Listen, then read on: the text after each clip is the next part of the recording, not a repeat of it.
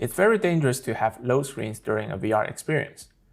Hitches become very distracting and uncomfortable inside the headset. When creating a load screen, there are three common options: fade to solid color, show VR splash screen, show one or more stereo layers. Fading to a solid color such as black is the most common and easy solution, but it's important to note that we shouldn't let our users stay in the faded state for more than 5 seconds, or they might think the application has frozen. We can use the start camera fade blueprint function to fade to black or another color that would be comfortable for users. The C0_lobby map looks like this in the beginning, and we want to add a camera fade when the level loads up. So to do that, we make some room, and then we drag in the start camera fade blueprint function from alpha of 1, so that we start the color in solid black, to basically transparent black, which is the map color. And then we can do that over, let's say, 3 seconds. And then we also need to connect it to the camera manager or player camera manager. And then compile, and we're good. And we play, and we should see it slowly fading in over 3 seconds, and everything works. An additional way is the VR splash screen, which is an engine-supported feature that is easy to use as long as we don't require any sort of animation or interaction during the load screen. We have provided more information in the documentation linked below. Let's start in the C4_lobby map located in our darts maps folder and play the game as it would be built. At the center platform, we can find BP_travel_to. This was made to travel between levels by waiting for our player to overlap an area and then to load the level we want to go to. That way things don't break while we're waiting to transition. BP_travel_to is a very simple blueprint.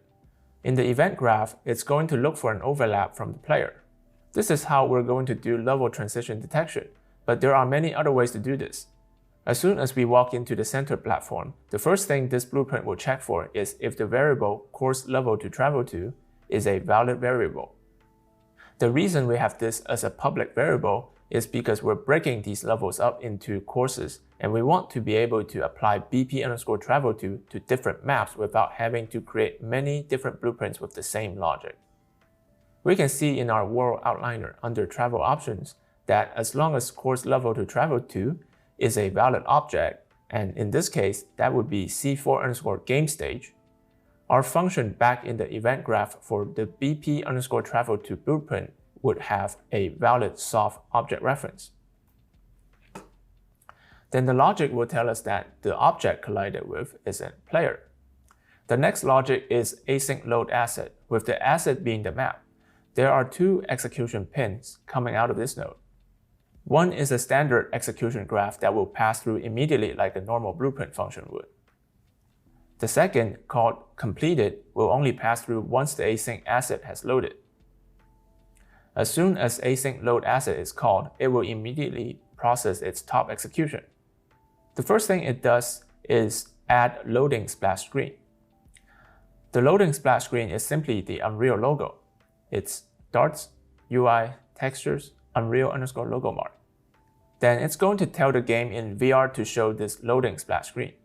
We adjust this logo's position using the translation in meters pin and bring down its size using the size in meters pin.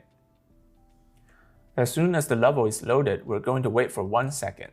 The reason we wait is because creating the load screen will happen very fast, but we want the user to be able to spend time actually seeing the start screen. To do this, we artificially delay how long it will take to load by using the delay node. This logic then proceeds to call open level on the event graph to open the level that we have as the value in our travel option, which is C4_game stage. We do have to do a few pieces of string manipulation to make sure we are opening the full map name, including the path to it, so that when the project is packaged, it will know exactly where to find the map in our project. We can also see at the very beginning of our event graph for BP_travel to that we have an additional delay of 1 second on begin play. This only executes if the splash screen is displayed and will remove the splash screen once we have loaded into the new level. What this looks like in-game is that if we go to the next level, we'll see the splash screen while we load and travel to that level. Then the splash screen will be removed and we will be looking at our new level. Stereo layer is the most powerful option, but might also take the most work.